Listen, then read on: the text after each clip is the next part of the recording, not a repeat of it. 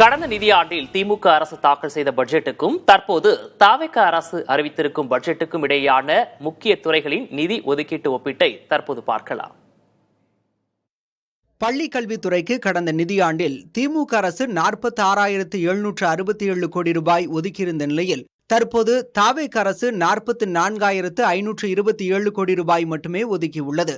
அதேபோல உயர்கல்வித்துறைக்கு முந்தைய திமுக அரசு 8,494 கோடி ரூபாய் ஒதுக்கியிருந்த நிலையில் தவிக அரசின் ஒதுக்கீடு 8,393 கோடி ரூபாயாக குறைந்துள்ளது. தொழிலாளர் நலன் மற்றும் திறன் மேம்பாட்டுத் துறைக்கு திமுக ஆட்சியில் 1,850 கோடி ரூபாய் ஒதுக்கப்பட்டிருந்த நிலையில் தவிக அரசு அதனை 2,022 கோடி ரூபாயாக உயர்த்தியுள்ளது.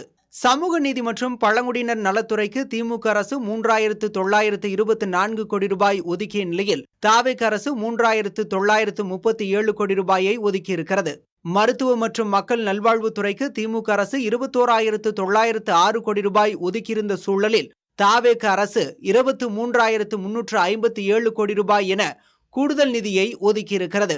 போக்குவரத்து துறைக்கு திமுக அரசு 12,965 கோடி ரூபாய் ஒதுக்கிய நிலையில் தவிக அரசு 13,561 கோடி ரூபாய் ஒதுக்கியிருக்கிறது. ஊரக வளர்ச்சி மற்றும் ஊராட்சி துறைக்கு திமுக அரசு 29,465 கோடி ரூபாய் மட்டுமே ஒதுக்கியிருந்த நிலையில் தவிக அரசு 39,609 கோடி ரூபாய் ஒதுக்கியிருக்கிறது.